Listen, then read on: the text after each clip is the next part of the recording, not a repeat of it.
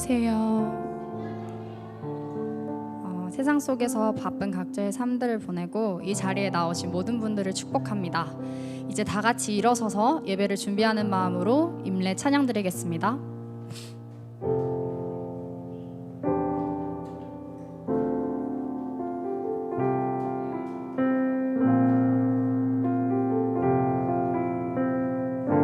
우리 모두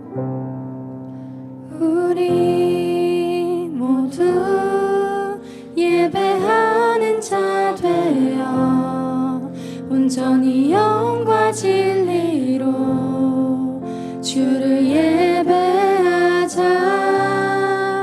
주가 우리와 함께 영원히 함께 하시고 마르지 않는 샘물로 우릴 채우시리. 우리 모두 예배하는 자 되어 온전히 영과 진리로 주를 예배하자.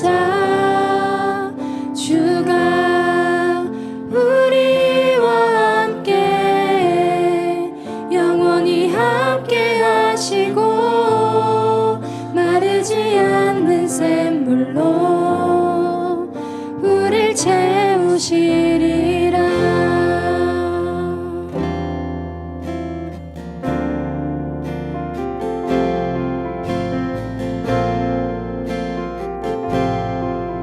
한 번 더 찬양하겠습니다.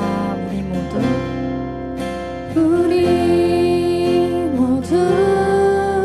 예배하는 자 되어 온전히 영과 진리로 주를 예배하자. 주가 우리와 함께 영원히 함께 하시고 마르지 않는 샘물로 우릴 채우시리. 우리 모두 예배하는 자 되어 온전히 영과 진리로 주를 예배하자. 주가 우리와 함께 영원히 함께 하시고 마르지 않는 샘물로 목소리 높여서 한 번 더 찬양 드리겠습니다. 우리 모두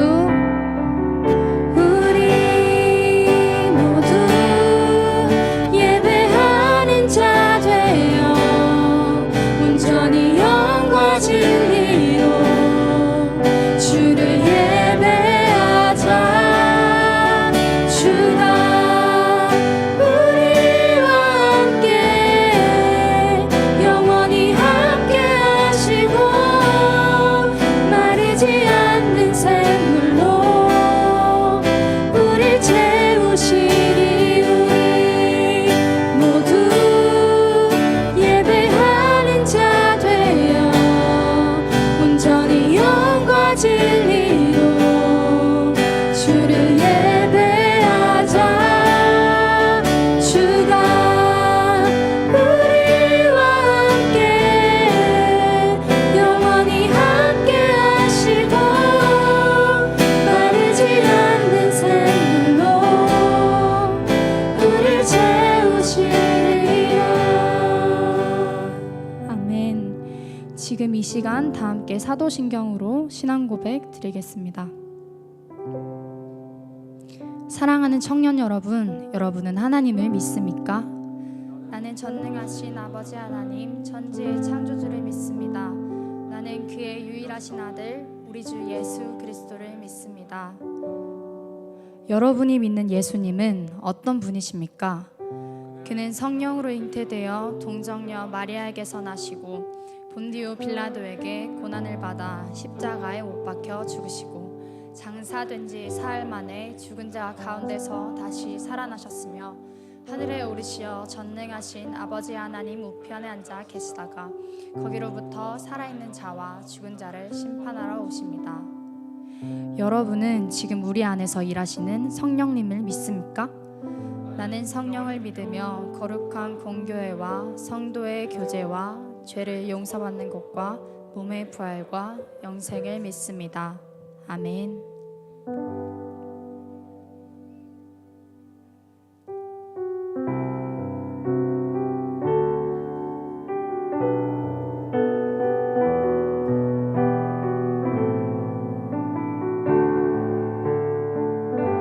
이 시간 너의 맘속에 이 시간 너의 맘속에 하나님 사랑이 가득하기를 진심으로 기도해 간절히 소망해 하나님 사랑 가득하기를 하나님은 너를 사랑해 얼마나 너를 사랑하시는지 너를 위해 저 별을 만들고 세상을 만들고 아들을 보냈네.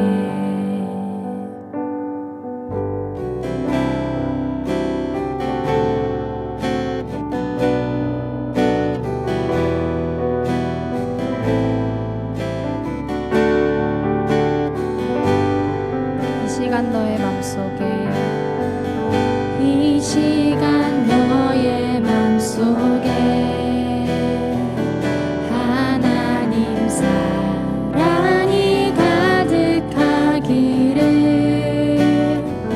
진심으로 기도해 간절히 소망해 하나님 사랑 가득하기를 하나님은 너를 사랑해 얼마나 너를 사랑하시는지 너를 위해 저 별을 만들고 세상을 만들고 아들을 보냈네. 오래전부터 널 위해 준비된 하나님의 크신 사랑 너의 가는 길 주의 사랑 가득하기를 축복해. 오래전부터 널 위해 준비된 하나님의 크신 사랑 너의 가는 길 주의 사랑 가득하기를 축복해.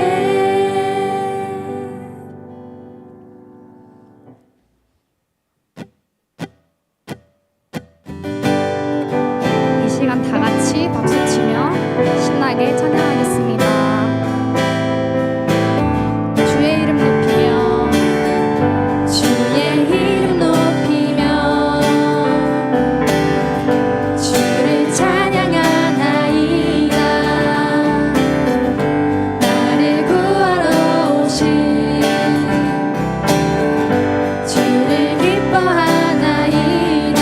주의 이름 높이며 주의 이름 높이며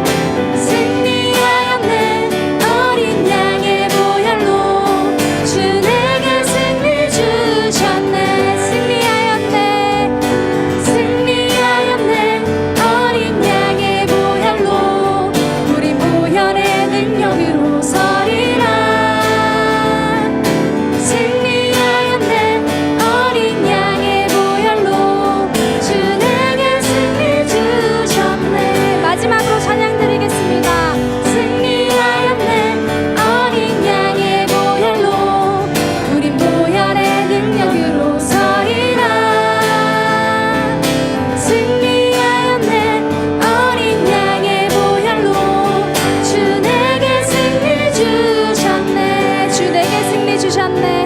주 내게 승리 주셨네. 아멘. 이 시간 다 함께 앉아서 마지막 찬양 드리겠습니다.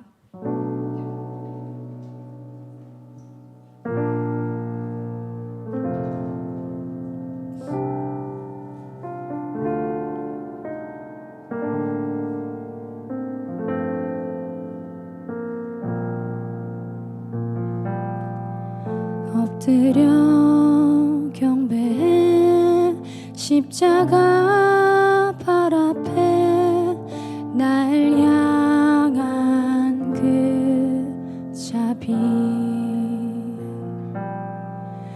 이제는 더 이상 정죄함 없으리 날 덮는 그 보혈 엎드려 경배해 엎드려 경배해 십자가 발 앞에 날 향한 그 자비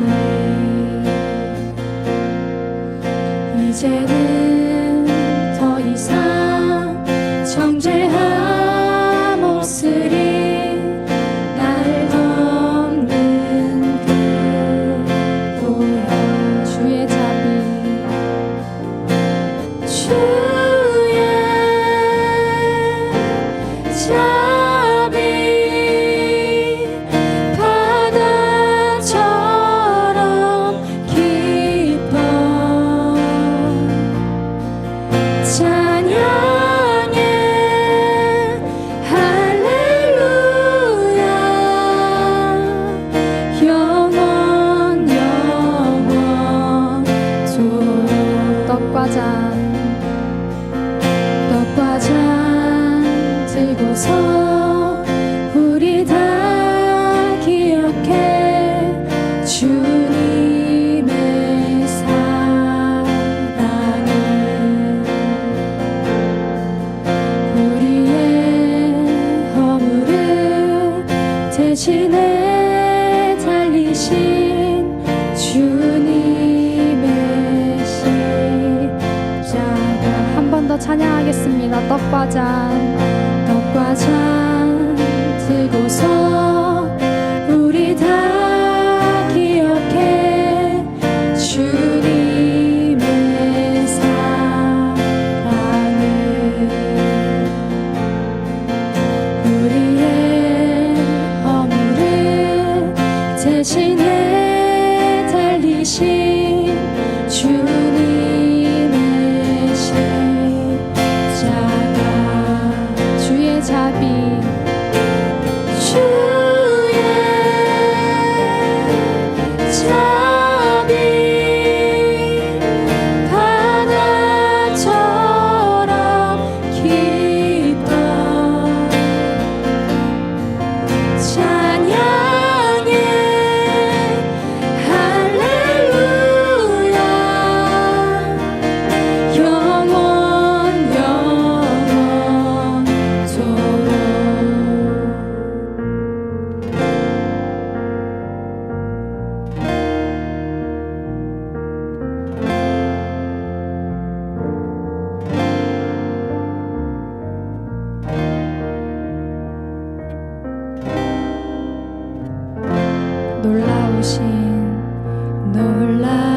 놀라우신 주의 자비 내가 어찌 잊으리요 찬양하리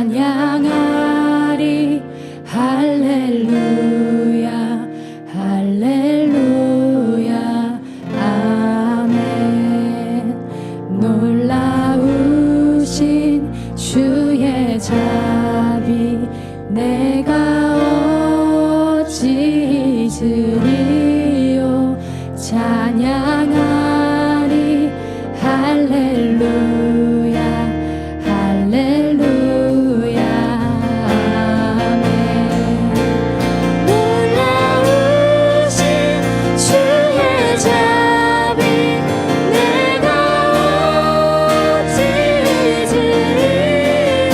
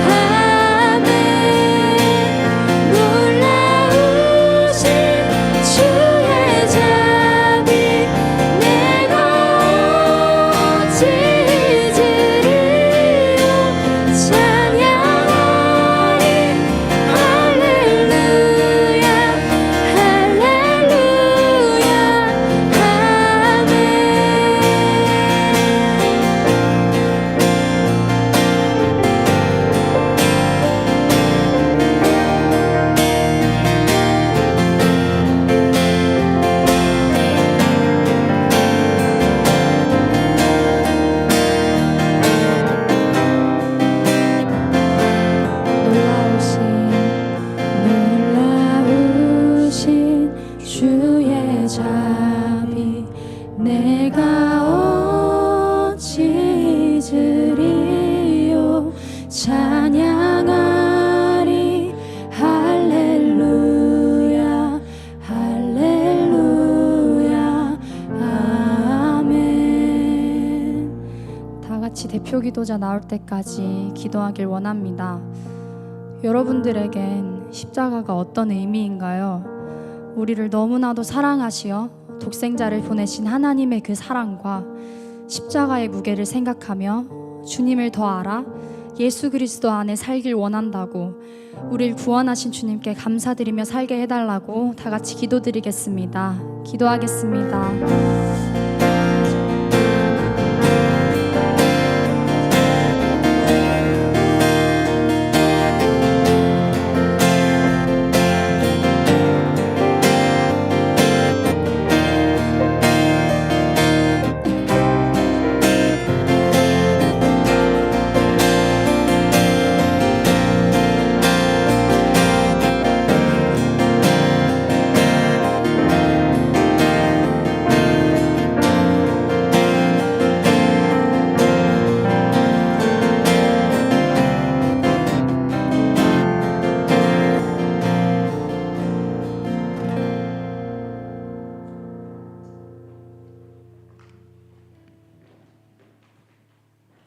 다 같이 기도드리시겠습니다. 사랑이 많으신 하나님 아버지, 오늘 복된 주일에 우리를 이곳에 불러주셔서 함께 주님을 찬양하고 예배할 수 있도록 인도하심 감사합니다. 주님, 오늘 부활 주일입니다. 주님, 우리가 죄의 종노릇하며 살던 우리를 불쌍히 여기셔 우리에게 그 독생자 예수님을 보내주셔서 우리를 대속하여 주심 주님 감사드립니다. 오늘 또 우리가 살아가면서 그 은혜를 우리가 생각하며 살아갈 수 있도록 주님 우리를 인도하여 주옵시고, 또한 우리가 그 부활의 증인으로서 우리가 주님을 드러내는 삶 또한 살 수 있도록 주님 우리를 인도하여 주옵소서. 이제 말씀을 듣습니다. 목사님을 주님 붙들어 주셔서 하나님의 말씀이 우리 안에 거하게 하시고, 또 그 말씀으로 우리가 하루를 살고 또 주님을 찾는 그런 힘 될 수 있도록 주님 우리를 인도하여 주옵소서. 이 모든 말씀 예수님의 이름으로 기도드렸습니다. 아멘.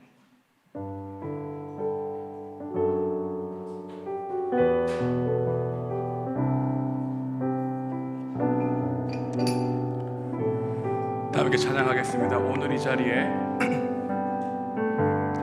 오늘 이 자리에 모인 우리 어린 양 예수 따라가는 무리 되게 하소서. 성령의 충만한 임재 안에 어둡던 우리는 밝아져서 주를 보게 하소서. 당신의 겸손함, 당신의 거룩함, 당신의 정직함 우리에게 보이사 내 안에 교만함, 내 안에 천박함, 내 안에 거짓됨 모두 벗어버리고 어린 양 예수 따라가는 무리 되게 하소서. 아멘. 오늘 선포될 하나님의 말씀은 누가복음입니다. 누가복음 24장 13절에서 34절까지의 말씀, 우리 하나님의 말씀 함께 교독하도록 하겠습니다. 하나님의 말씀 받들어 읽겠습니다. 그날에 그들 중 둘이 예루살렘에서 20올이 되는 엠마오라 하는 마을로 가면서 그들이 서로 이야기하며 문의할 때 예수께서 가까이 이르러 그들과 동행하시나 예수께서 이르시되 너희가 길 가면서 서로 주고받고 하는 이야기가 무엇이냐 하시니 두 사람이 슬픈 빛을 띠고 머물러 서더라.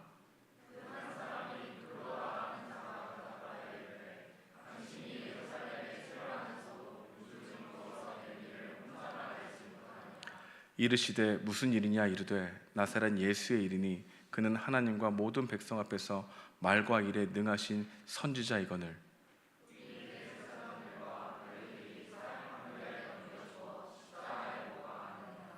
우리는 이 사람이 이스라엘을 속량할 자라고 바랐노라. 이뿐 아니라 이 일이 일어난 지가 사흘째요.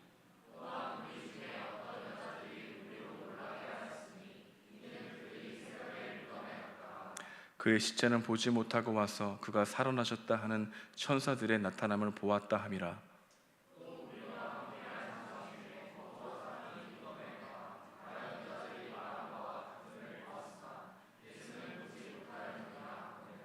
이르시되 미련하고 선지자들이 말한 모든 것을 마음에 더디 믿는 자들이여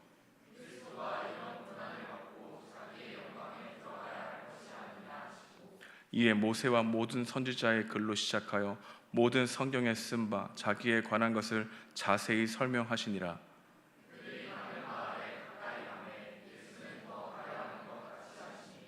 그들이 강건하여 이르되 우리와 함께 유하사이다 때가 저물러가고 날이 이미 기울었나이다 하니 이에 그들과 함께 유하로 들어가시니라.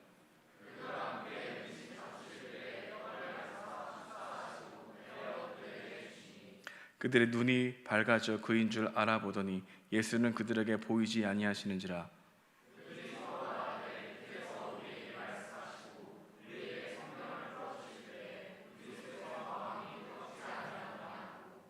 곧 그때로 일어나 예루살렘에 돌아가 보니 11 제자 및 그들과 함께한 자들이 모여 있어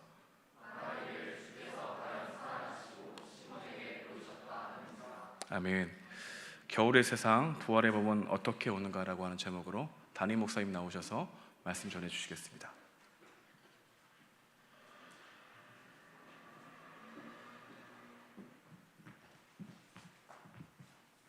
네, 반갑습니다. 네, 식사하셨어요?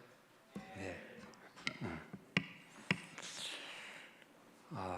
또 부활주일 여러분과 함께 또 한번 만나서 말씀을 좀 나누겠습니다. 사실 이 부활절에 부활에 관한 여러분의 질문들이 많을 텐데 좀 시간이 나면 역사성 또 부활의 어떤 과학적 가능성 등등에 관해서 좀 이야기하고 싶은 게 굉장히 많습니다만 제한된 시간이다 보니까 오늘 주제를 가지고 좀 말씀을 나누겠습니다. 지금 4월이 아름다운 아마 계절 중에 달로 말하면 가장 아름다운 달이 4월인데 이런 4월의 봄을 보면서 어떤 생각이 듭니까? 그러니까 4월이 아름답다. 자연이 참 꽃을 보면서 아름답다는 생각과 함께 우리가 사는 이 인간 세상에도 이런 봄이 오는가 이런 생각을 할 수 있지 않겠어요? 근데 이런 생각을 조금 생각하는 사람들 중에는 많이 했는데 일제가 우리나라를 삼켰던 때 1926년 이상화라는 시인이 개벽이라는 그 잡지에 빼앗긴들에도 봄은 오는가 이런 시를 게재했습니다. 무슨 뉘앙스인지 다 아시겠죠? 일제가 뺏어간 그래서 조선 땅에 임한 이 겨울에 봄이 오는가 이런 내용의 시를 썼고 유명한 시가 됐고요.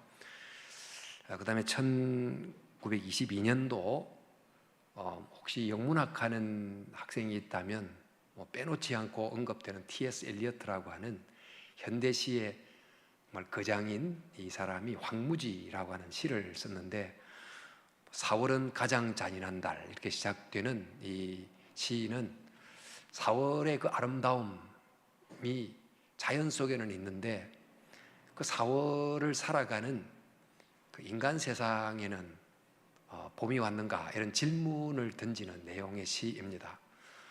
그러니까 그 배경이 런던인데 런던이 보들레르의 악의 꽃에 나오는 그런 잿빛 도시 같은 것으로 이미지를 만들어서 인간 세상 속에는 봄이 아직 오지 않은 이런 내용의 시를 쓰고 있지요. 그러니까 1차 세계대전 이후에 유럽 땅이 겨울의 땅이 되어버렸는데 그 겨울의 땅에 봄이 오는가 이런 내용의 시가 되겠습니다. 소설 중에 가장 최고의 소설을 꼽으라고 하면 많은 사람들이 톨스토이 부활을 꼽습니다.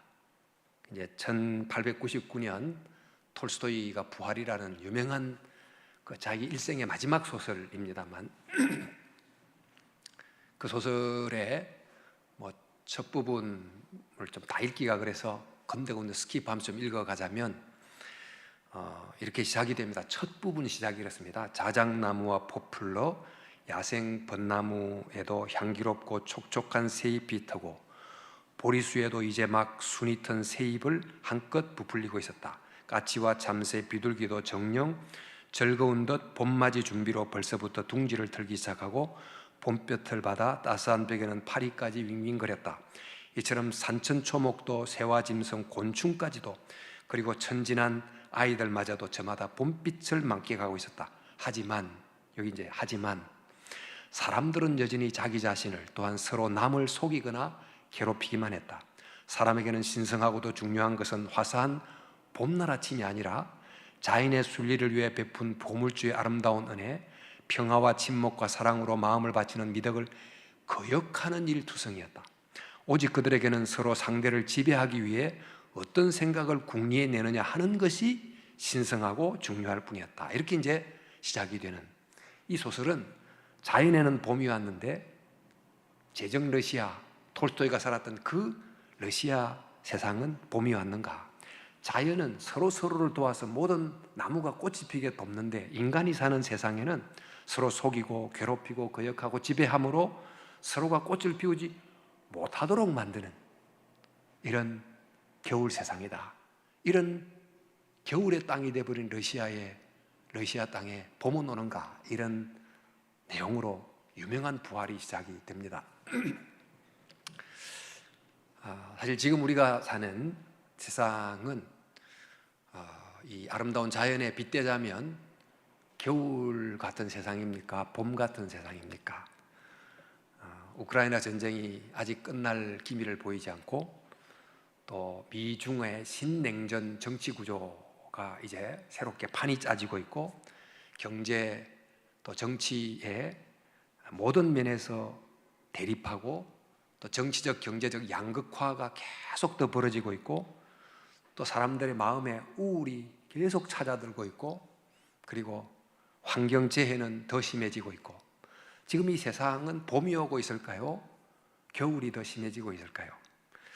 자, 이런 걸 보면서 이 4월의 봄을 만날 때 이 자연과 너무 대조되는 인간 세상, 겨울 세상을 보면서 우리의 마음속에 이 겨울의 땅에 봄은 오는가? 이런 질문을 우리도 하게 되는 거죠.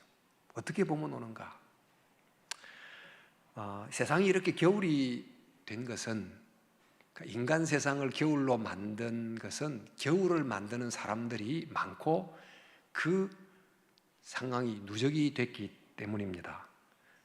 일제가 조선 땅에 겨울을 가져왔고 또 1차 세계대전을 일으킨 사람들이 유럽 땅에 겨울을 가져왔고 또 여러분 부활이라는 소설을 읽어본 사람이 대부분이겠지만 그 카츄샤라고 하는 여자 주인공이 그러니까 시베리아로 가서 추운 재판을 받아서 그러니까 유죄로 인정이 돼가지고 정말 힘든 겨울의 삶을 살게 된 것은 그 시대에 살았던 그 러시아 귀족들 한 하녀와 같은 이 그리의 여자가 돼버린 이 나타샤라는 한 사람의 상황을 제대로 살피고 그의 억울함을 풀어주려고 하는 관심을 가져야 되는데 그 재판하는 재판관들 배심원이 그 한 여자가 어떻게 되는지 관심이 없어요. 대충 재판해 버리고는 어떻게 가서 집에 가서 즐길 것, 내가 누릴 것 이런 것만 관심을 가지는 바로 그런 사람들이 한 여인의 삶의 겨울을 가져오고 러시아 사회에 겨울을 가져오게 된 것입니다. 자, 이렇게 이제 겨울을 만드는 사람들도 있지만 이 겨울의 세상에 적응하며 살아가는, 겨울의 세상에 문제의식을 느끼지 않고 살아나가는 사람들도 많이 있습니다. 그 원래 세상은 늘 겨울이야. 이 세상은 원래 불공평하고 원래 불의하고 또 인간은 원래 악하고 그렇게 우연히 존재하다가 끝나는 게 세상이야. 이렇게 겨울을 그대로 받아들이고 살아나가는 이런 사람들도 많이 있는 거죠. C.S. 루이스의 나니아 연대기, 저는 그 책을 얼마나 즐겁게 읽었는지 모르는데 그 나니아 연대기 보면 그 나니아라는 나라에 오랫동안 겨울이 계속됩니다. 그 나니아 나라의 많은 생명체들은 원래 나니아에는 봄이란 없어. 원래 1년 내내 겨울이 정상인 거야 라고 생각하면서 살아가고 있어요. 이처럼 겨울을 당연하게 받아들이며 살아나가는 많은 사람들이 있습니다. 그 유명한 그 황무지는 1, 2, 3, 4, 5부처럼 파트로 나눠져 있는데 그 중에 두 번째 파트가 체스놀이의 내용인데 그 런던의 그 중산층 남녀들이 체스 게임을 하는 그런 내용을 시로 쭉 담은 내용인데 무슨 내용이냐면 그 인생을 그냥 적당한 체스놀이처럼 또 인생이란 결혼 생활도 친구 간의 만남도 모든 게 다 서로를 적당히 속여먹고 또 이기려고 하는 체스놀이와 같은 거야 라고 생각하면서 그러한 그 시대의 삶을 당연하게 받아들이고 적응하며 살아나가는 이런 사람들이 바로 이 땅에 겨울을 가져온 사람들이라고 보는 거예요. 그런데 그런 세상 속에서 겨울의 땅에 봄을 가져오려고 하는 사람들이 있잖아요.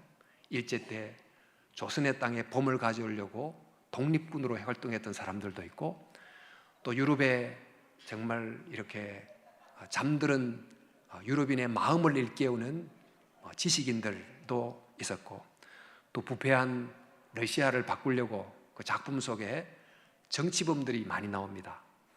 그러니까 부패한 제정 러시아와 투쟁하다가 정치범으로 잡혀가지고 고생하는 이런 사람들이 겨울의 땅에 봄을 가지고 오려고 했던 사람들입니다. 그런데 이런 노력을 통해서 정치적 변화도 일어나고 또 제도개혁도 일어나고 민주화도 오고 이런 봄이 오는 경우가 많지만 종종 이런 외적인 삶의 봄은 인간의 내면을 충분히 바꾸지 못했기 때문에 즉 인간의 마음속에는 봄을 가져오지 못했기 때문에 조금 있다가 그 외부에 찾아온 봄이 겨울로 바뀌는 경우가 굉장히 많습니다. 민주화가 왔는데 곧 독재로 또 퇴보해버리는 이런 정권을 잡았는데 이전 정권을 비판하고 그 정권이 다시 보니까 똑같은 짓을 하고 있는 이런 반복을 많이 본다는 거죠.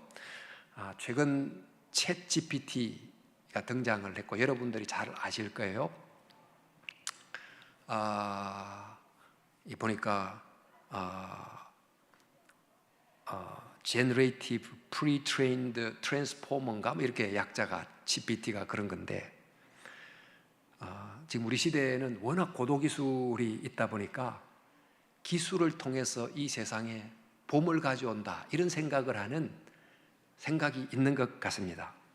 그런데 가장 최고의 기술이라고 하는 인공지능이 우리 이 세상 속에 새로운 봄을 가져올까요? 아니면 또 다른 겨울을 가져올까? 지금 논쟁이 굉장히 뜨겁습니다. 유명한 그 스티븐 호킹 박사, 루게릭 병으로 했던 세계적인 물리학자가 인공지능은 인류 최고의 업적이면서 최후의 업적이 될 것이다 이런 말을 했어요. 그러니까 인공지능이 우리의 삶을 위한 훌륭한 이기도 될 수 있지만 이 문명을 끝장내는 흉기도 될 수 있다. 이런 경고성 이야기입니다. 실제로 인공지능이 우리에게 봄을 가져올지 새로운 겨울을 가져올지 모르는 이런 상황 속에 있습니다만, 정말 이 세상에 겨울이 온 것은 더 고도의 기술이 없었기 때문일까요?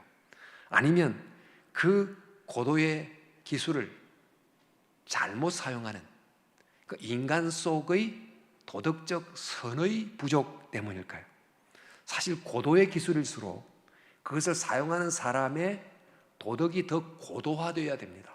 그래서 구걸이 그 모토가 사악해지지 말자, 뭐 그런 모토이기도 한데, 그 최고의 기술을 가지고 나쁜 마음을 먹으면 어마어마한 사람들에게 무지무지한 악을 행할 수 있잖아요.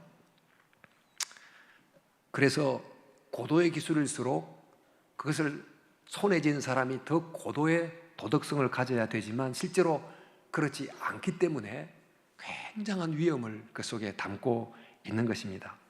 정치라든지 군사력이라든지 또 이런 인공지능 같은 이런 것들은 인간 바깥에 있는, 인간이 감당할 수 없는 어마어마한 힘인데, 이런 힘보다 더 중요한 힘은 이 거대한 힘을 바르게 사용할 줄 아는 내면의 힘이거든요.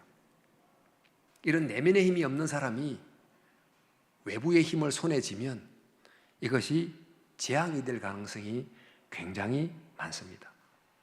우리의 마음속에 있는 이런 죄라든지 악이라든지 하는 것을 누를 수 있는 깨어있는 양심, 높은 도덕, 또 희생의 마음, 사랑, 이런 마음의 봄이 있는 사람이라야 되는데, 실제로 그런 마음의 봄이 없는 사람들이 강력한 힘을 쥐고 휘두르려고 하는 경우를 많이 봅니다. 그러면 봄을 가져오겠다고 하면 사실 겨울을 가져오는 경우가 굉장히 많습니다.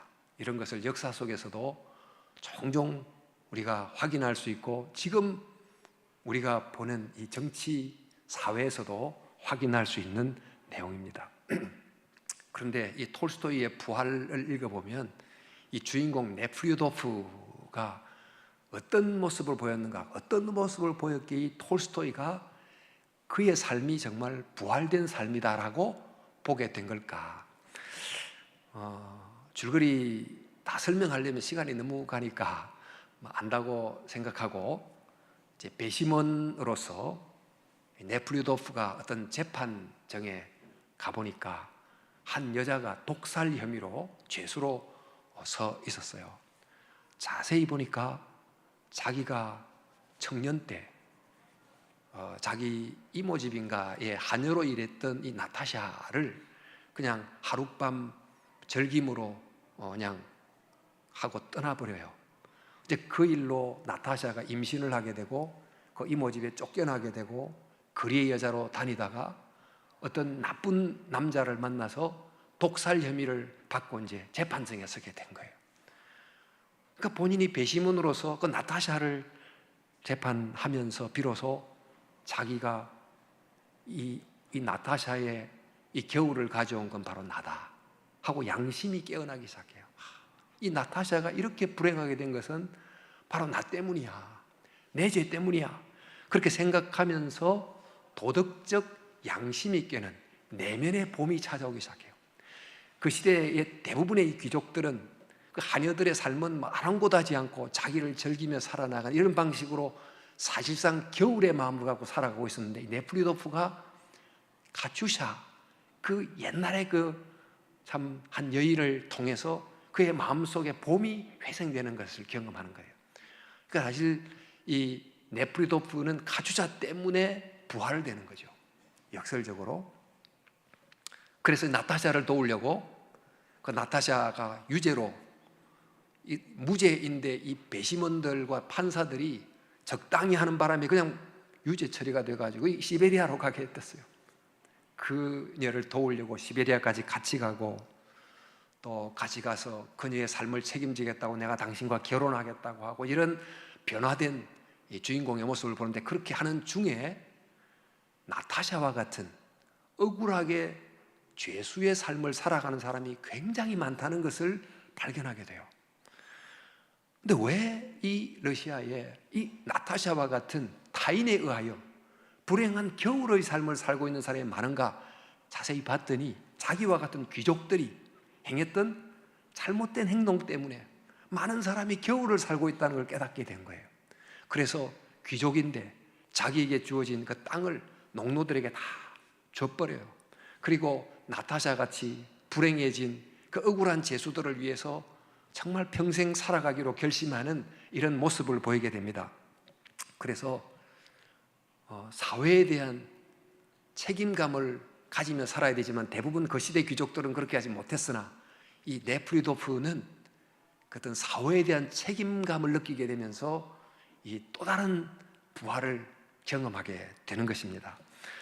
그래서 이제 이 주인공을 보면 한편은 이 양심이 살아나는 개인적 자아가 부활하고 또 사회적 책임의식이 살아나는 사회적 자아가 부활하는 이 두 모습을 보게 됩니다. 근데 우리가 보면 아까 말씀드렸듯이 내면의 봄이 없이, 내면의 도덕성적 부활이 없이 내가 어떤 힘을 가지고 세상의 봄을 가져오겠다 이렇게 말하는, 그래서 권력을 잡자마자 자기가 타락해버리고 타락시켜버리고 이런 사람도 있고, 또 내면으로는 내가 참 부족하지 하고 내면의 봄은 경험했지만 양심이 살아났지만 주위에 대한 사회적 책임에 대해서는 별로 생각하지 않는 이런 사람 둘 중에 하나가 있는데, 이 네프리도프는 개인적 도덕적 자아도 부활할 뿐만 아니고 사회적 책임감도 부활하는 이런 두 모습을 가진 주인공을 향하여 톨스토이가 바로 네프리도프가 바로 부활, 한 인간으로서 다시 태어난 것으로 기록을 한 거죠. 근데 바로 이런 의미의 부활을 경험했던 한 사람의 이야기가 바로 오늘 성경에 나옵니다. 여러분, 이제 그 예수님이 사셨던 1세기 유대는 계절로 말하면 겨울이었어요. 근데 겨울이 로마 제국 아래에 있기 때문에 겨울이기도 했지만 이 겨울은 굉장히 긴 겨울이었습니다. 그 이스라엘 백성의 겨울은 언제부터 왔다고 보냐 하면 바벨론 포로 때부터 왔다고 봐요. 그러니까 위에 이스라엘이 망하고 유다가 망하면서 바벨론 포로가 됐는데 그때부터 페르시아, 헬라, 로마 그 강대국에서 지배를 당하는 세월이 굉장히 길었어요. 겨울이 너무너무 길었던 거죠. 근데 그 기간 중간에 그 마카비 형제를 통해서 잠시 그 하스몬 왕조라는 독립 왕조가 있긴 했지만 사실상 꾸준히 겨울을 살아갔습니다. 그래서 이 백성들의 마음속에 이 겨울을 끝장내주는 봄을 가져오는 리더를 기다렸던 거예요. 그 바로 메시아지요. 메시아가 와서 우리의 겨울을 끝내주는 봄을 가져오는 분을 간절히 고대했습니다. 그런데 그들이 생각했던 그 봄은 어떤 봄이냐, 정말 지금 우리의 삶의 겨울을 가져다주는 이 로마, 즉 겨울을 만드는 즉 로마를 제거하면 우리에게는 봄이 온다 생각을 했어요. 이른바 정치적 봄을 기대하면서 메시아를 고대했던 거죠. 그런데 이런 정치적 봄은 우리가 단순히 일제하에서 독립한다 이런 의미의 정치적 의미만이 아닌 이스라엘 백성들에게는 보다 더 깊은 신학적 의미가 있었어요. 앞서 말씀드린 것처럼 바벨론 포로 때부터 지금까지 로마 지하에 있는 것을 바벨론 포로의 연장이라고 생각했어요.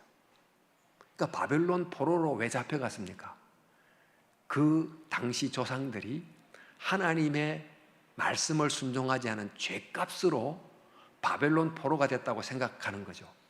그런데 이 바벨론 포로의 연장으로서 로마 지하에 있는데, 로마 지하로부터 벗어난다는 말은 그동안 바벨론 포로 때부터 지금까지 계속됐던 하나님의 죄에 있던 징계로부터 벗어나는, 즉 우리 죄가 용서받는 의미를 가지는 거예요.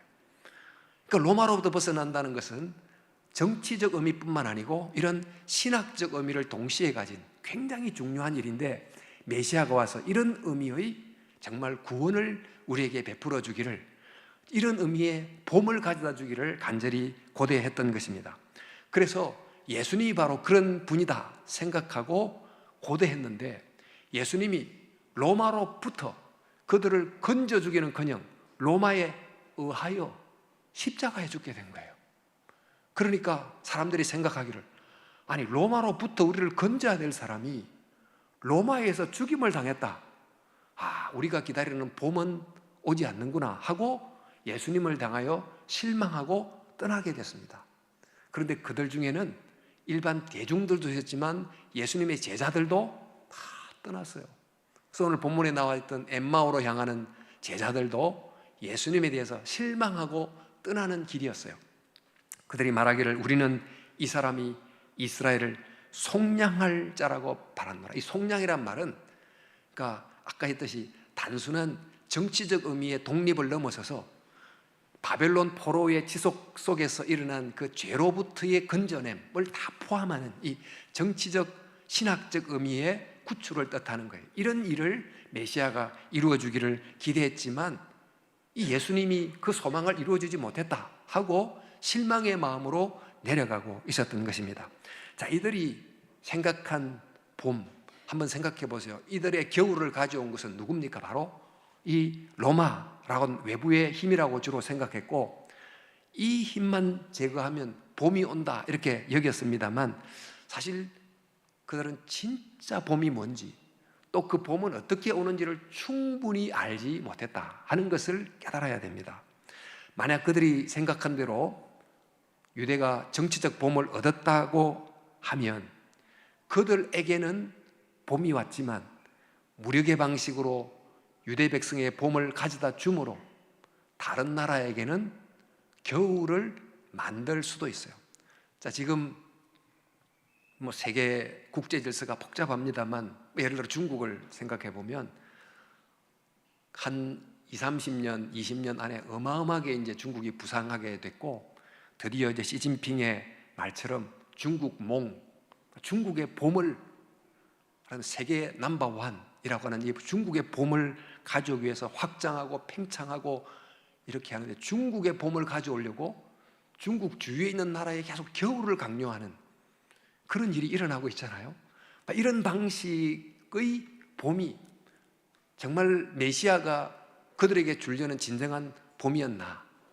이 이스라엘 백성들은 그런 식의 그들만의 봄을 생각하고 있었다고 할 수 있습니다.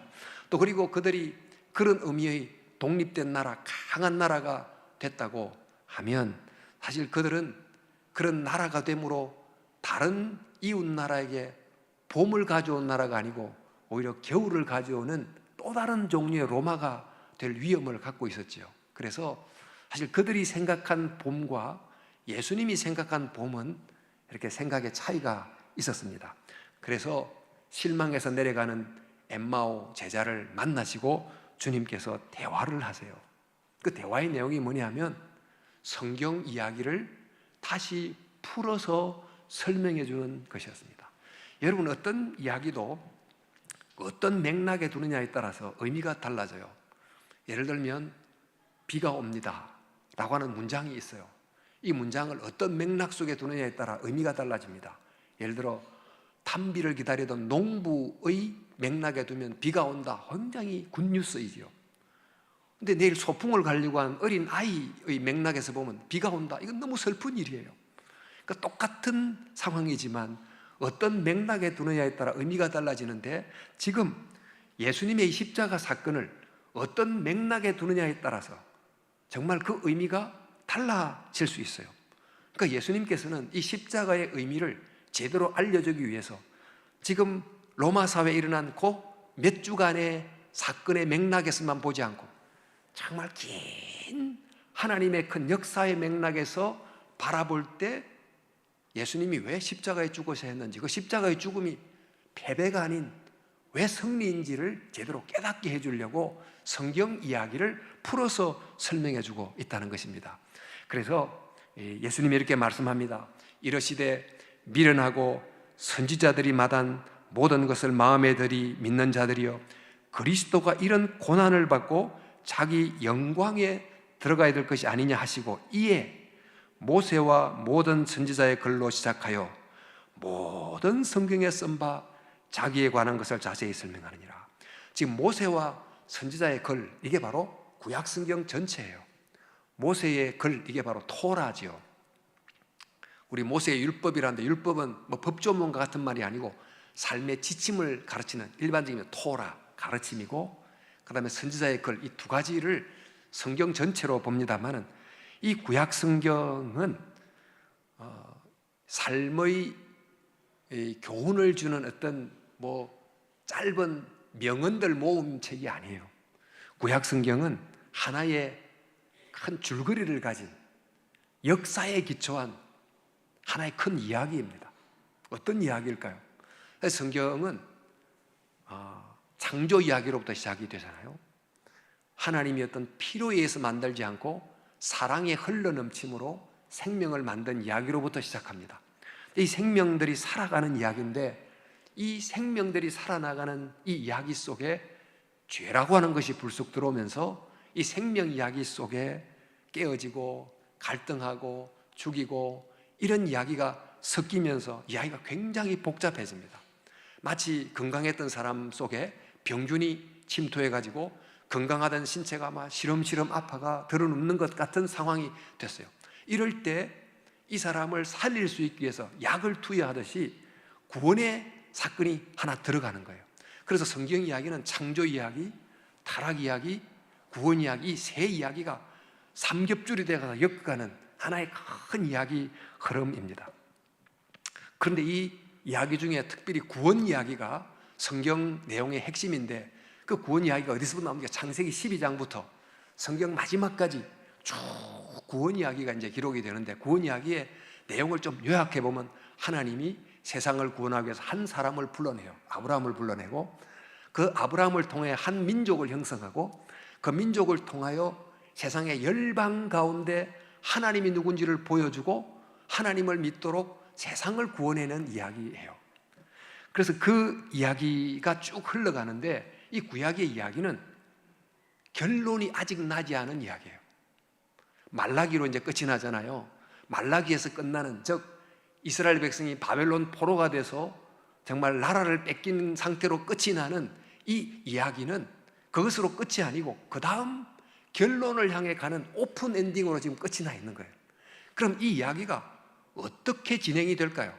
그 이스라엘 백성들은 이 이야기, 아브라함부터 시작돼서 한 민족을 이루고 그리하여 쭉 역사를 흘러온 그 백성들을 찾아가시고 말씀하시고 했던 하나님의 이 역사 이야기가 어떻게 결론이 날까?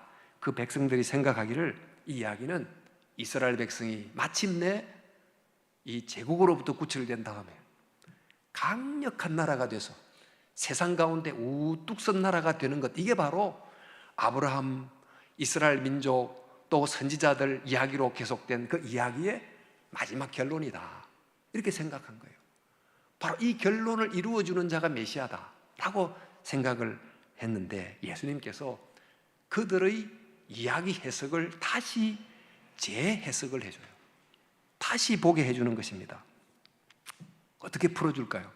창조, 타락, 구원으로 이렇게 진행되는 이 구약 성경의 이야기는 단순히 이스라엘을 구출하고 이스라엘을 강대국이 되는 것으로 이야기 끝, 이렇게 만드는 게 아니고, 하나님이 한 사람 아브라함을 건져내고 그 아브라함을 통해 한 민족을 만들고 그 민족을 통해서 세상을 건져내는데, 그 민족 속에 한 온전히 순종하는 한 사람을 보내어 그를 통하여 다시 한 번 더 하나님의 백성을 불러내고 그들을 통해서 하나님이 세계를 건지는, 즉 이 겨울의 땅에 진정한 봄을 가져오게 함으로 스토리가 막을 내리는 이런 방식으로 끝이 난다는 거예요.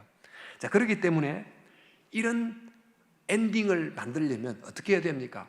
지금 유대 백성들이 그들을 억압하는 로마만 단순히 끝장내버리면, 그러면 이 성경의 긴 이야기가 그 이야기의 원래의 마지막 엔딩이 되는 게 아니죠. 이런 성경이 말하는 그 진짜 결말을 제대로 만들려고 하면 로마만 처리해야 되는 게 아니고 로마 속에도 있고 유대 속에도 있고, 지금 역사를 이렇게 겨울로 만들었던 너와 나의 모두 속에 있는 바로 그 더 깊은 겨울, 죄라고 하는, 악이라고 하는, 사탄의 지배라고 하는 이런 겨울로부터 건져내야만 비로소 되는 것입니다. 바로 이 일을 위해서 만왕의 왕이신 예수께서 고난받는 종이 돼서 죄, 사탄, 죽음이라고 하는 이 세상에 겨울을 가져오는 그 원수의 헤드쿼터 속으로 직접 들어가 가지고 싸워서 승리하게 된 것입니다. 그래서 이 십자가라고 하는 것은 단순히 죽음을 당한 것이 아니고 죽음으로 죽음을 죽여버린 거대한 영적 승리라고 하는 것을 지금 예수님이 설명해 주는 거예요. 그래서 이 십자가 사건, 예수님이 지금 십자가에 죽었는데 이것은 겨울이 돼버린 창조 세계에 봄을 가져오는 구원의 이야기를 위해서 반드시 필요한 사건이다. 이것은 이 사건이 없으면 이 이야기가 제대로 된 결론에 이르지 못한다. 이 십자가 사건은 정말 가장 비참한 이야기 같지만 이 세상에 봄을 가져오는 하나님의 이야기의 클라이막스다. 이건 절정이다. 이렇게 이야기를 해 주시는 것입니다. 이렇게 함으로 어떻게 되느냐? 만약 이스라엘 백성들이 생각한 대로 이야기가 이끌어져 가면 하나님이 아브라함을 택하고 이스라엘 민족을 구원하고 그래서 로마로부터 구출해서 강대국이 됐다 그러면 구원받은 사람은 이스라엘 백성들만 돼요. 혈통적 이스라엘 백성만 구원을 받게 됩니다. 그러나 타락한 인간들을 죄와 악이란 겨울에서 건져낸 다음에 그들을 참 이스라엘로 만들면 그 내면의 죄와 악을 예수 그리스도를 통해서 치유받은 모든 사람들이 하나님의 백성으로 들어오게 돼요. 그게 바로 교회예요. 그래 들어오게 되면 그들이 곧 내면의 봄을 경험하고 내면의 봄을 경험한 사람이 겨울 세상에 봄을 가져오는 사람이 되게 만드는 거예요. 이런 방식으로 하나님의 이야기가 결론을 향해서 가게 된다는 것입니다. 이제 그래서 예수님 통해서 개인적으로 죄 용서를 받고 칭의를 경험하고 그렇게 한 사람들이 그들이 주어진 그 삶의 땅에 가서 외적 봄을 가져오는 사람으로 살다가 마침내 완성된 봄이 온다. 이것이 성경이 말한 이야기의 바른 흐름이라는 것입니다. 자, 이런 흐름을 통해서 예수님의 십자가를 보니까 예수님의 십자가가 새롭게 보이는 거예요. 이런 흐름 속에서 부활을 보니까 왜 예수님께서 십자가에 못 박힌 바로 그분을 부활을 시킴으로 세상 법정에서는 죄인하고 십자가에 못 박았는데 하늘 법정에서는 그분을 다시 살려서 이분은 의인이다 하고 인정을 해줬는가 하는 것이 보이는 거예요. 그래서 이 말을 듣고는 이 엠마오로 내려가는 제자들의 가슴이 뜨거워지기 시작했어요. 비로소 눈이 열리기 시작했어요. 예수님의 십자가가 새롭게 보이기 시작한 거예요. 그래서 십자가라는 것은 옛 창조를 끝장내는 그렇게 긴 겨울을 정말 끝내는 사건이다. 부활이라는 것은 새로운 창조를 가져오는 진정한 봄을 도래게 하는 위대한 시작이다. 이런 것을 이제 깨닫게 되면서 실망했던 그들 가슴 속에 희망이 막 벅차오르게 됩니다. 그래서 누가복음 말씀에 그들이 서로 말하되 길에서 우리에게 말씀하시고 우리에게 성경을 풀어주실 때에 우리 속에서 마음이 뜨겁지 아니하더냐 그랬어요. 여러분, 우리 청년 세대 그리고 좀 지금 뭐 문화 세대이기도 하고 감성이 중요하기도 합니다만 우리 참 찬양을 부르면서도 마음이 뜨거워지지만 조금 더 이 성경 말씀을 쭉 보면서 이 성경 말씀이 어떻게 흘러가는지를 알므로 우리의 마음이 뜨거워지는 그런 뜨거움이 사실 필요한 거예요. 그래서 이 두 제자는 엠마오로 내려가다가 발길을 바꾸어서 예루살렘으로 향합니다. 제자들이 있는 곳으로 다시 돌아가서 그가 만났던 예수님을 알려주기로 합니다. 그 예루살렘에는 아직도 대제사장의 위협이 존재했지만 그럼에도 불구하고 그들이 있어야 될 예루살렘 그곳으로 돌아가서 이 부활의 소식, 십자가의 내용을 알리는 용기 있는 제자로 바뀌게 되는 거죠. 그리고는 그 사이에 시간이 얼마나 흘렀을지 제자들과 함께 그 십자가의 예수님, 부활의 예수님을 생각하다가 일정한 시간이 걸렸는데 예수님 십자가에 죽으신 다음 한 50일째 되는 어느 날 하늘 문이 열리고 오순절 성령의 강림을 경험하게 돼요. 그러니까 그들의 마음속에 찾아왔던 그 봄이 무르익고 무르익었다가 마치 봄이 오면 겨우 내내 마른 가지였다가 그곳에서 갑자기 움이 조금 돋다가 꽃으로 확 피어나는 것처럼 예수님을 통해 마음의 봄을 품었던 사람들이 50일째 되던 날 오순절 성령 강림을 통해서 이들이 정말 모였던 제자들이 전부 꽃으로 다 피어난 거예요. 그러니까 겨울의 세상에 위대한 4월이 막 찾아오게 된 거죠. 그 세상 사람들이 보고 이 겨울만이 존재하는 줄 알았는데 겨울의 땅에 봄이 들어왔구나. 봄에 희망이 들어왔구나.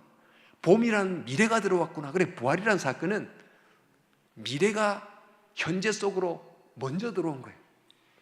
이미 들어온 그 현재 속으로 들어온 미래를 붙들고 미래를 꿈꾸게 하고 미래를 소망하게 하는 사건이 일어나게 된 것입니다. 그래서 엠마오로 향하던 제자들이 이처럼 한편 마음에 예수님을 통해서 봄이 임하게 됐고 또 마음에 봄이 임했던 그들이 외부 세계에 하나님의 봄을 알리는 또 봄을 가져오는 사람으로 살게 된 이런 모습을 엠마오로 간 제자들이 보이게 됐다는 것입니다. 자, 그래서 이것을 우리에게 좀 적용하자면 우리가 지금 사는 세상이 참 겨울 세상이에요. 정말 볼수록 이 세상은 참 겨울이다 이런 생각을 하고 살아가는데 이런 세상을 살아난 우리의 가슴에 먼저 봄바람이 불어야 됩니다. 어떻게 이 겨울의 세상 속에 봄을 볼 수가 있는가? 십자가에 달린 예수님 또 부활하신 예수님을 본다는 것은 이 타락한 세상이 이 타락으로만 끝나지 않는다. 이 죄와 악이 여전히 많지만 이것으로 세상은 허무하게 끝나지 않는다. 이 세상에는 봄이 들어왔다. 봄이 오고 있다. 이걸 생각하고 우리의 마음속에 봄을 간직하는 거예요. 우리가 성경을 읽는다는 것, 기도한다는 것은 어떤 의미를 가집니까? 이미 들어온, 아직 겨울이지만 이미 들어온 봄을 주목해 보는 것입니다. 겨울이 아직 있고 눈발도 날리고 있지만 겨울나무 끝에 봄을 알리는 순이 여기저기 돋아올라오고 있으면 그 겨울의 세계 속에서 찾아온 봄을 주목해 바라보면서 봄에 대한 희망을 가슴에 품는 것처럼 그렇게 마음속에 봄을 유지하는 것, 이게 바로 부활을 맞이하는 우리들의 모습입니다. 그래서 우리는 이런 마음의 봄을 가짐으로 밖에는 겨울 차가운 바람이 불어도 절대로 절망하지 않기, 절대로 낭망하지 않기, 그래도 끝까지 용기를 가지기, 7.8기 반드시 일어나기, 좌절하지 않기, 낭망하지 않기. 그래서 바깥에는 겨울 그러지만 내 마음에는 봄을 간직할 수 있는, 이게 바로 마음의 봄, 내면의 봄을 가진 사람이에요. 근데 이런 내면의 봄을 유지하는 것, 이게 우리 신앙생활의 중요한 모습인데, 이렇게 내면의 봄을 가진 사람은 외부에 작은 봄 소식을 알리는 따뜻한 봄바람을 부는 사람으로 살아가는 것입니다. 우리 아까 네플류도프가 자기가 귀족인데 가만히 눈을 떠보니까 이 사회의 상류계층인 귀족인 나 때문에 하층계급으로 살아나가는 사람들 속에 이렇게 겨울을 가져왔구나를 생각하고 사회적 책임을 다하는 사람으로 거듭나게 된 것처럼, 또 엠마오로 가는 두 제자가 예루살렘으로 돌아간 것처럼 우리도 이 겨울의 세상에서 그저 겨울이다, 낭망이다 이렇게만 말하지 않고 조금이라도 봄을 가져오는 사람으로 살아가도록 연습하는 거예요.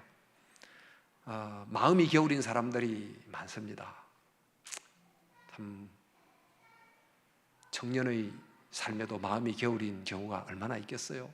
많겠어요. 근데 그런 사람들에게 찾아가서 힘내자고, 할 수 있다고, 예수 안에서 일어서자고 이렇게 위로의 말을 전하는, 이것은 그 겨울의 마음에 봄바람을 불게 해주는 일이지요.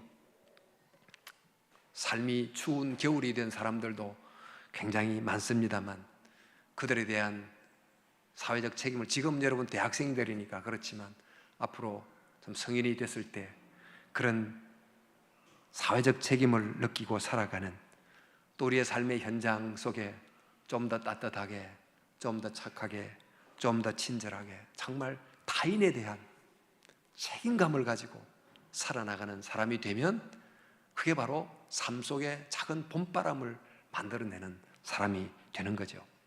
지금 우리가 사는 환경이 정말 추운 겨울이 되고 있지 않아요?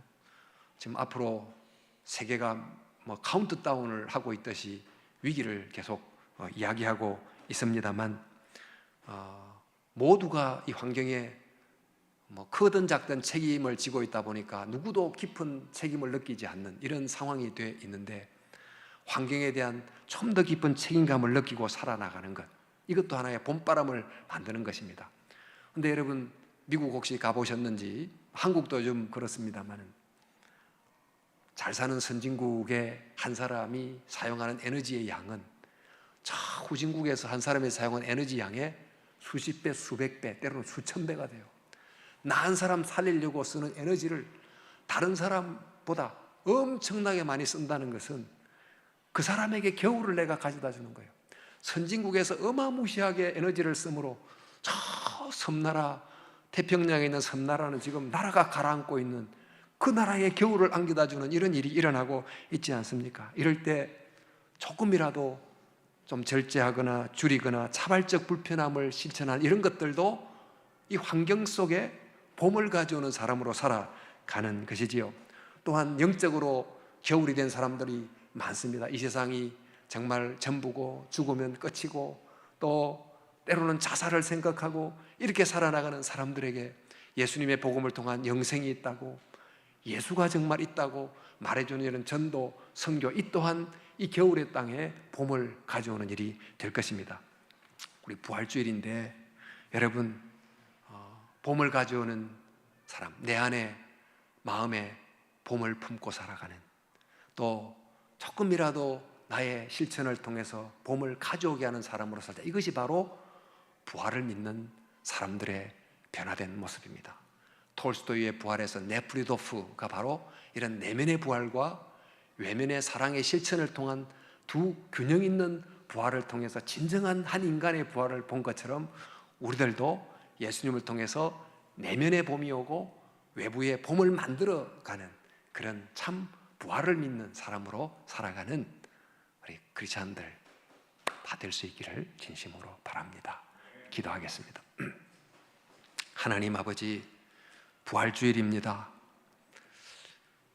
예수님께서 부활하시고 또 이 겨울의 땅에 부활의 희망과 소망을 안겨다 주셨으니 정말 예수님 안에서 내 속에 어떤 상황 속에서도 예수님이 가져다 봄을 붙잡고 절망하거나 낭망하거나 실망하거나 포기하거나 이런 일이 없이 끝까지 희망의 사람으로, 봄의 사람으로 두벅두벅 걸어가는 우리들이 되게 주시옵소서. 하나님, 우리가 속한 모든 관계 속에서 작은 봄바람이라도 봄바람을 불기하며 살아가는 또한 봄의 사람으로 걸어가도록 인도해 주시옵소서. 예수님의 거룩한 이름으로 기도하옵나이다. 아멘. 우리 주신 말씀 생각하면서 다 함께 일어나서 찬양하기 원합니다. 우리 부활주일날 소망을 가지고 우리 주님께 예수 열방의 소망 함께 찬양하고 담임 목사님 나오셔서 기도해 주시고 축도해 주시겠습니다. 찬양하겠습니다.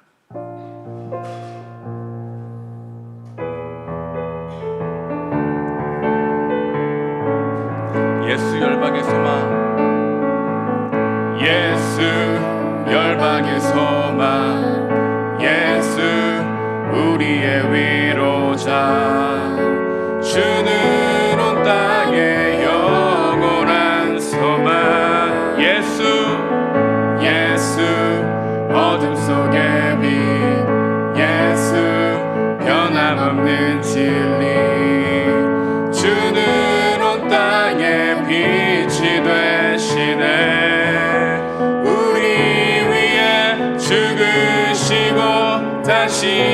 사신 생명의 주 우리 위에 죽으시고 다시 사신 생명의 주 주님만이 소망이요 변함없는 반석이라 주님만이 온 세상을 비추시네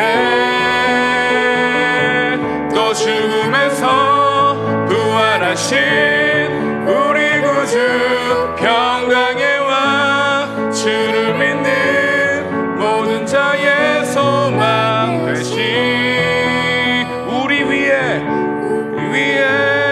죽으시고 다시 생명의 주 주님만이 기쁘시네 또 죽음에서 부활하신 우리 구주 평강의 왕 주를 믿는 모든 자의 소망 되신 주를 믿네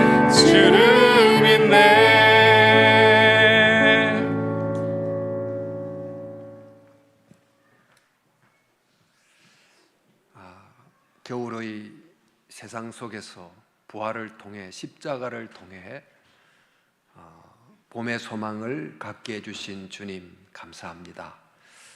오늘 이 세상을 살면서 또 인간이 만든 어떤 것으로도 참 온전한 소망을 가질 수 없을 때 예수님의 십자가와 부활을 통해 새 소망을 갖게 해주시고 힘들고 어렵지만 주님 바라보고 정말 소망의 사람으로 봄의 사람으로 살아가도록 인도해 주옵소서.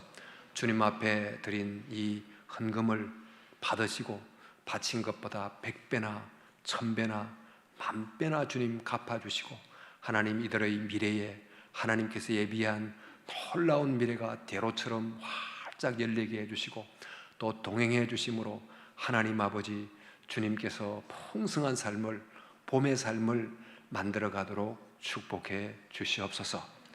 지금은 주 예수 그리스도의 은혜와 하나님의 사랑과 성령의 교통하심이 주님 앞에 나와 부활의 주님을 예배하고 경배하는 사랑하는 귀한 청년들의 심령 위에 또 미래 위에 언제나 함께 하시기를 간절히 축원하옵나이다. 아멘.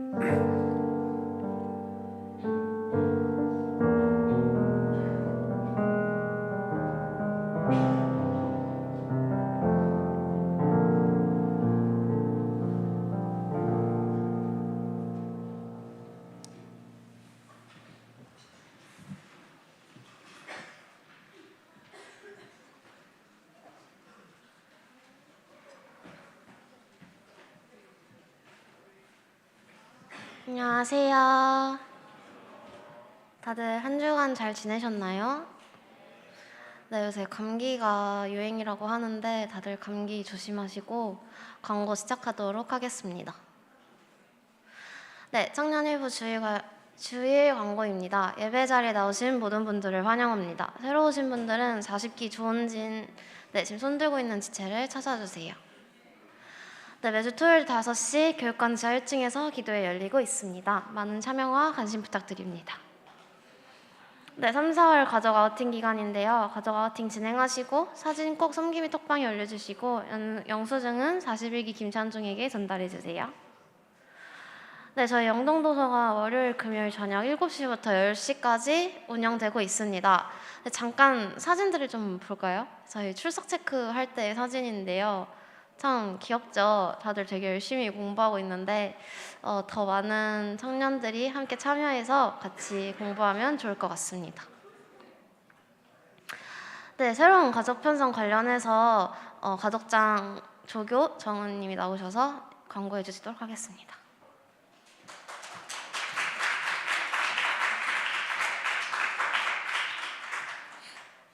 네, 안녕하세요. 네, 저 가족장 조교 맡고 있는 40기 이정훈이라고 합니다. 이번에 저번 주에도 목사님께서 설명하셨지만 저희가 원래 세가족 팀까지 해서 13가족이 있었는데 저희가 인원들이 더 조금 많아지고 풍성해져서 좀 더 나눔을 하기가 원활하게 또 하기 위해서 또 3명의 가족장들을 새롭게 또 세우게 됐습니다. 그래서 가족장들 이 나와서 잠깐 소개하고 또 목사님 축복 기도해 주시는 또 다 같이 축복하는 시간이 가졌으면 좋겠습니다. 한 명씩 나올까요? 네.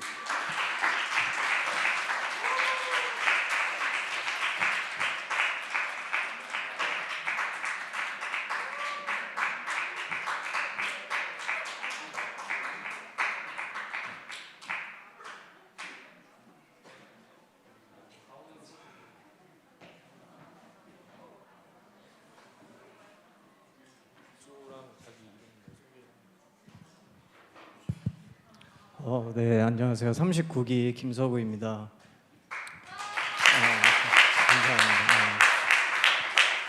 감사합니다. 이렇게 좀 부족한 사람인데 이렇게 가족장이 될 수 있어서 그거 자체가 너무 은혜인 것 같고 감사하다는 생각이 듭니다. 네.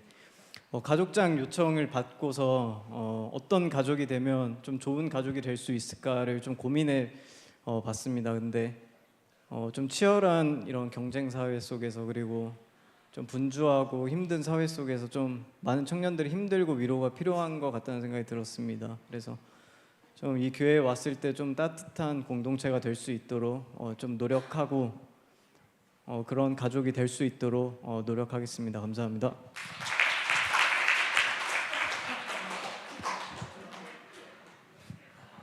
안녕하세요. 저는 40기 권동혁입니다. 네. 그 새가족 분들도 많이 오시고 해서 또 이렇게 가족장으로 섬길 수 있어서 참 기쁘고요. 우리 함께 사랑이 넘치는 공동체 함께 만들어 갈 수 있도록 응원해 주시고 기도해 주셨으면 감사하겠습니다. 감사합니다. 네, 안녕하세요. 39기 이동희입니다. 저도 이제 마찬가지로 이번에 감사하게도 새가족분들이 많이 청년부에 합류하게 되셔서 이렇게 또 이 가장의 책무를 맡게 돼서 좀 부담도 되고 잘할 수 있을지 걱정도 많이 되는데 또 함께 하시게 될 분들과 함께 나눌 때 편하고 또 솔직하게 많은 얘기 나눌 수 있는 가족 만들어가고 싶습니다. 그리고 하나 덧붙이자면은 이제 앞에 두 분은 어떤지 모르겠는데 제가 아직 가족 구성을 짜놓은 게 없어요. 그래서 혹시라도 함께 하고 싶은 분들이 계시다면은 가족장 분들이나 저한테 연락해 주시면은 네, 감사할 것 같습니다. 이렇게 뭐 좀 이 39기랑 무슨 얘기를 하냐 뭐 이렇게 생각하시지 마시고 편하게 연락해 주시면 감사하겠습니다. 감사합니다. 목사님 나오셔서 축복 기도해 주시겠습니다.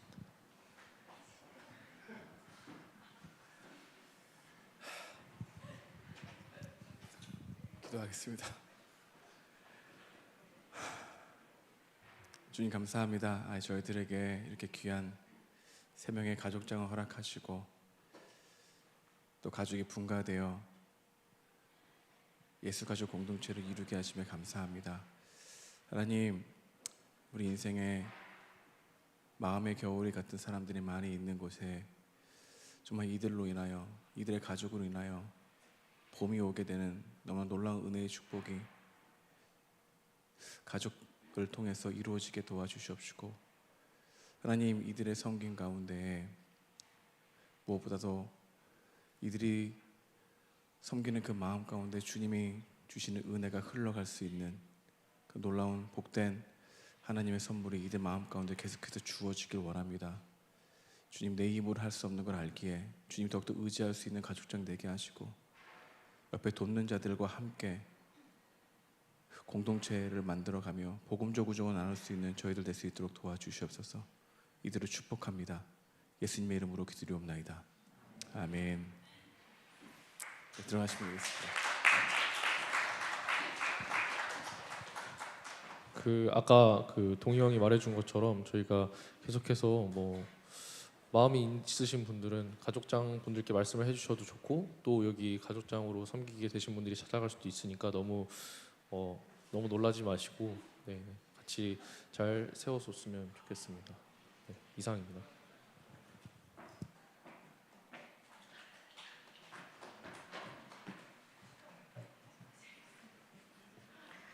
네, 가족 모임 장소입니다. 가족 모임 장소에 변화가 좀 생겼습니다. 그래서